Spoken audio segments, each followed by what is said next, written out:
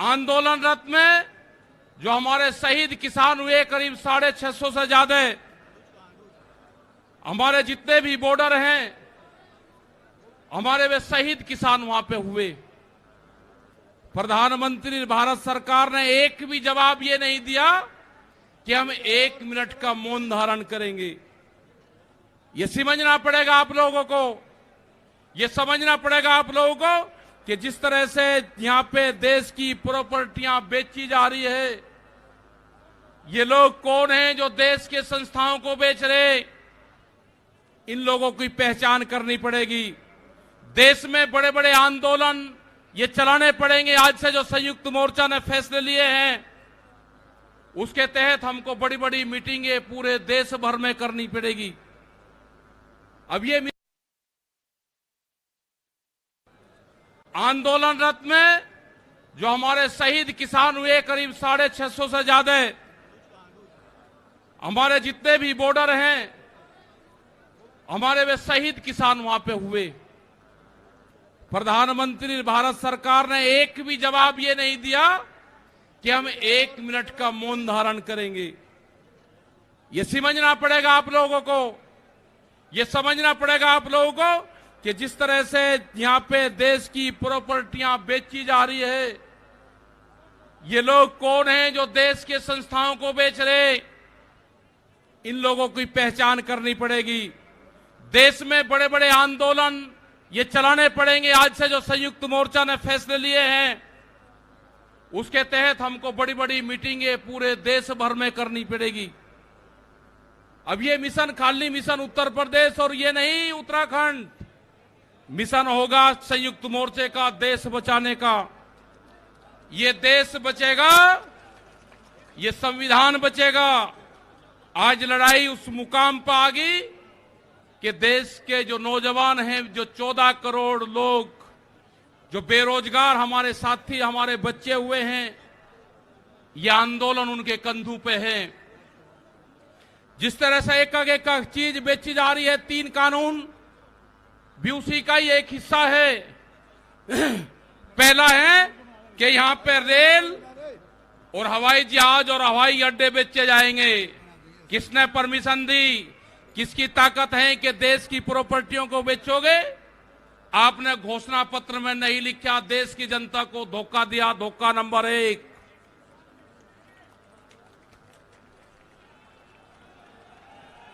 धोखा नंबर 2,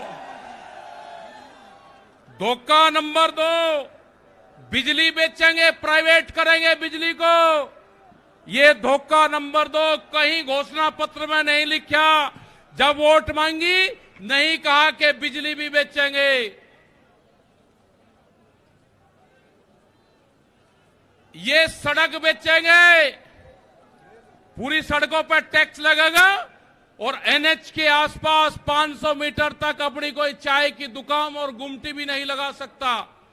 अगर किसी ने चाय का खोखा रखा तो वह जमीन उसकी गांव समाज में निहित होगी। ये सड़कों को बेचने का काम करेंगे। ये देख लेना क्या क्या चीज बिक्री है। ये सेल फॉर इंडिया का बोर्ड देश में लग चुका है।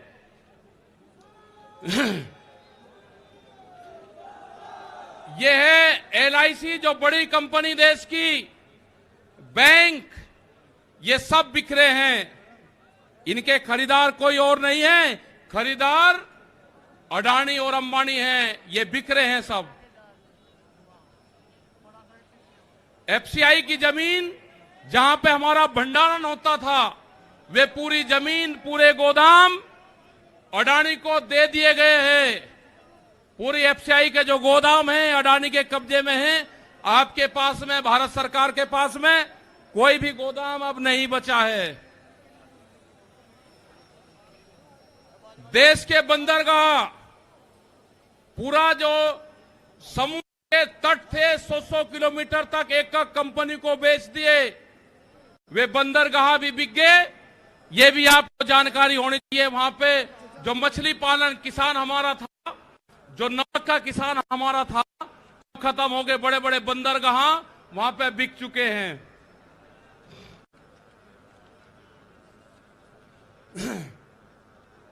ये जल को बेच रहे हैं। जल का पूर्ण रूप से प्राइवेट कंपनियों को नदियां बेची जा रही है। जो नदियां, जो जल हमारी जीवन रेखा होती थी, उनको बेचने का काम पूरे देश में करा जा रहा है।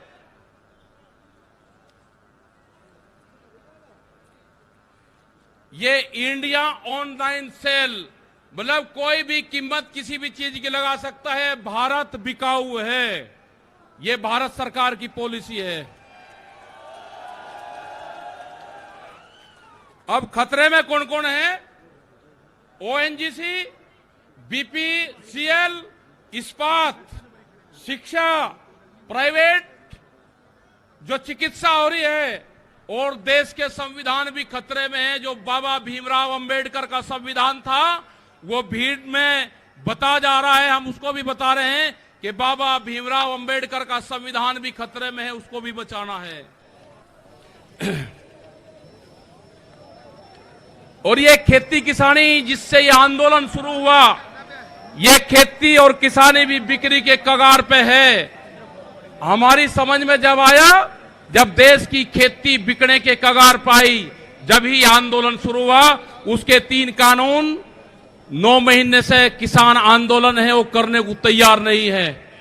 आज हालात ये है कि आपका 10 साल पुराना आगे के 10 साल पुराना ट्रैक्टर नहीं चलेगा, वो भी इसी में आता है। आपको बैंक में कर्जा आप दुगना ले लो, आपको बैंक दुगना कर्जा दे देगा। आपको बैंक कहेगा कि गोल्डन कार्ड बना दिया, आप कर्जा ले लो, फसलों के भाव नहीं आपको देंगे। हम जिस जमीन पर आए हैं, ये जमीन उत्तर प्रदेश की जमीन, और जहां पे मुजफ्फरनगर का जो क्षेत्र है, ये गन्ने की बेल्ट है पूरी। क्या इन लोगों ने ये नहीं कहा कि जब अगर हमारी सरकार आएगी तो हम 450 रुपए गन्ने का भाव देंगे? ये कोई भाव देने को तैयार नहीं है। यहां पे सरकारें पहले भी आई जिन्होंने 80 रुपया रेट बढ़ाया, दूसरे वाली सरकार आई 50 रुपए रेट बढ़ाया।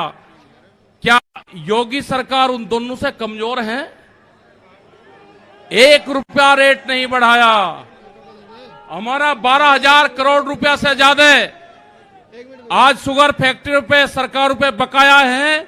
अगर हम मांगते हैं तो कहते हैं जी ये राजनीति कर रहे हैं। अगर ये मुद्दे उठाने राजनीति है तो ये मुद्दे यहां के लोग उठाते रहेंगे। हमें बहुत तरह के एलिगेशन लगाए गए। हम 9 महीने से वहां पे हैं, आप लोगों के बीच से वहां पे गए। आप बहुत जिम्मेदारी के साथ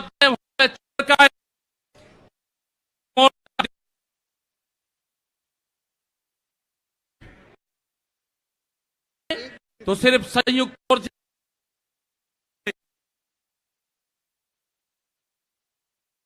जमीन पर पैर नहीं रखेंगे भैया। यहाँ पे मुजफ्फरनगर की जमीन पे हम पैर नहीं रखेंगे। हम गाड़ी से यहां से वापसी जाएंगे। जब ये आंदोलन फतेह होगा, इस किसान और देश के जवान की जीत होगी, जब ही हम यहां पाएंगे। अत्याचार बहुत है। यहां पे पुलिस फोर्स के लोग भी होंगे। यहां पे पुलिस फोर्स के लोग हैं, उनकी सैलरी 25 और 30 हजार रुपए है। ड्यूटी वे 24 घंटे देंगे। मास्टर जो प्राइमरी का टीचर है, उससे आधी सैलरी उनकी होगी। वे आवाज नहीं उठा सकते, उनकी आवाज को दबाया जाता है। उनका जो क्वार्टर है वो 500-600 फीट में है। उनके क्वार्टर बड़े बड़े हैं। उनकी सैलरी भी टीचर के बराबर उनकी सैलरी हो। वे ड्यूटी देते हैं 24 घंटे। जितने भी सरकारी कर्मचारी हैं, उनकी पेंशन खत्म करोगे। एमपी एमएलए की पेंशन लोगे 2-2, 3-3। कर्मचारियों की पेंशन खत्म करोगे।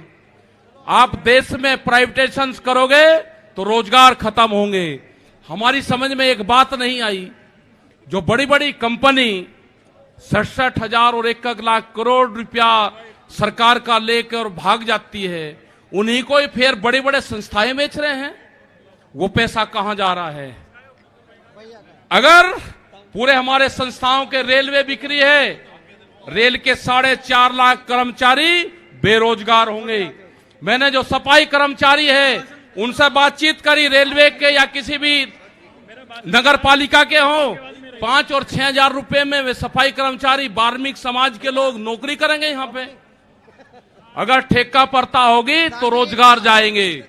अगर प्राइवेट कंपनी के हाथ में ये कंपनी आ जाएगी, जिस तरह से रेलवे गई, 4.5 लाख कर्मचारी बेरोजगार होंगे। जो रेहड़ी पटरी के लोग अपना रोजगार चलाते थे, वे 4.5 करोड़ लोग हैं, वे बेरोजगार होंगे। बड़ी बड़ी एमेजॉन जैसी कंपनी आ रही है जो इस देश में व्यापार करेंगी, इस देश में मॉल खुलेंगे। वे हमारे मजदूर भाई कहां जाएंगे? ये उनकी भी लड़ाई है। ये लड़ाई जितनी भी संस्थाएं बिखरी है उसकी लड़ाई है। और आपने आगे की और हम बात बता देना चाहते हैं, ये लड़ाई शुरू हुई 3 काले कानून से। ये लड़ाई शुरू हुई एमएसपी पे गारंटी कानून से। हमने एक ही जिले का एक डाटा भारत सरकार को दिया, यहां उत्तर प्रदेश के अधिकारियों को दिया, यहां के मुख्यमंत्री को दिया। रामपुर जिले में जो मंसूरी धान की खरीद होती है वो बिहार में पैदा होता है, उसको बेच रहा है यहां पे। वो पंजाब जाता है, हरियाणा जाता है। बड़े व्यापारी का धान फसलें एमएसपी पे बिकती है, किसान की 10 से और 15% बिकती है। यह आपको समझना होगा। पूर्ण रूप से फसलों के दाम नहीं तो वोट नहीं, ये नारा लगाना पड़ेगा। फसलों के दाम नहीं तो वोट नहीं। जब तक इस सरकारों को वोट की चोट नहीं दोगे, ये दोनों बाहरी लोग हैं, इनको यहां से जाना होगा। अमित शाह, मोदी और योगी ये चुनाव जीत का है।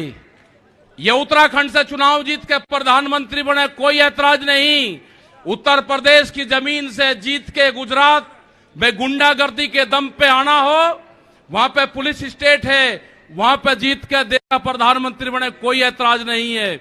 लेकिन उत्तर प्रदेश की जमीन पे ये दंगा करवाने वाले लोग हैं, इनको यहां पे बर्दाश्त यहां की जनता नहीं करेगी। ये मिशन जो संयुक्त मोर्चे का है ये तय हो चुका है और हम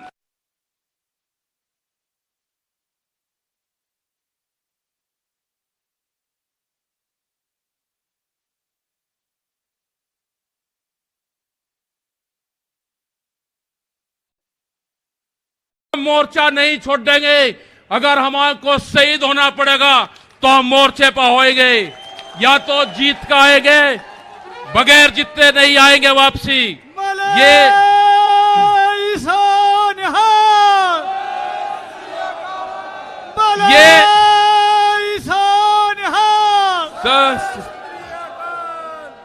इस तरह की अगर सरकारें देश में होंगी तो ये दंगे करवाने का काम करेगी। पहले भी नारे लगते थे जब टिकैत साहब थे, अल्लाहू अकबर,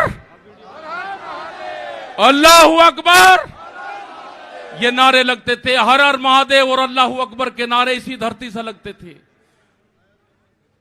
ये नारे हमेशा लगते रहेंगे, ये नारे हमेशा लगते रहेंगे। दंगा यहां पे नहीं होगा।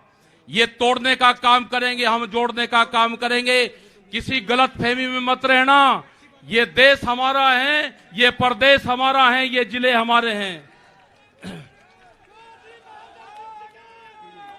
आप तैयार रहना। ये कहते हैं कि लाल किले पे किसान गया, अगर लाल किले पे नहीं, किसान तो अगर जाता तो पार्लियामेंट पे जाता जहां पे कानून बने हैं। लाल किले पे धोखे से लेके गए हैं आप हमको, हमारे लोग नहीं गए। धोखे से लेकर आप लोग गए हैं। क्या कोई देश की एजेंसी है कि जो उसको जांच कर दे? क्योंकि कोई एजेंसी बोलने को तैयार नहीं है। पूरे देश पे इनका कब्जा हो चुका है, पूरी एजेंसियों पे। देश में कैमरा और कलम पे बंदूक का पहरा है। कैमरा और कलम पे किसी प्रेस की हिम्मत नहीं कि वो किसान के पक्ष में दिखा दे। निगेटिव दिखाते हैं बहुत प्रेस के लोग। तो इन सब लोगों का आपको ध्यान रखना है। ये आंदोलन जारी रहेगा। वो 28 तारीख की जो काली रात है उसको आप याद करते रहना। हम वहां से हटेंगे नहीं, किसी भी कीमत पर वहां से जाएंगे नहीं। देश के नौजवानों का रोजगार का सवाल है। 450 रुपया क्विंटल गन्ने का इन्होंने भाव की बात करी थी, वो चाहिए हमको। हमको फसलों पे एमएसपी की गारंटी चाहिए। प्रधानमंत्री ने कहा कि 2022 में फसलों के रेट दुगने होंगे, आमदनी दुगनी होगी। 3 महीने की बात रहेगी है। 1 जनवरी से बिकने वाली फसलें दुगने रेट पे बेचेंगे, ये प्रचार हम करेंगे। हम जाएंगे देश की जनता के बीच में, पूरे देश में संयुक्त मोर्चा आंदोलन करेगा। और हमने बार बार कहा कि हमारे पंच भी यही है और हमारा मंच भी वही है। आपने बात सुनी, ये 20 लाख से ज्यादा लोग मुजफ्फरनगर की जमीन पाए, इन सब का बहुत बहुत धन्यवाद। सभी वॉलंटियरों का धन्यवाद। अभी हमारे कुछ लीडर रह रहे हैं, आप उनकी बात सुनोगे। धन्यवाद। जय हिंद, जय भारत। वाहे गुरु जी का खालसा, वाहे गुरु जी की फतेह। बैठो बैठो।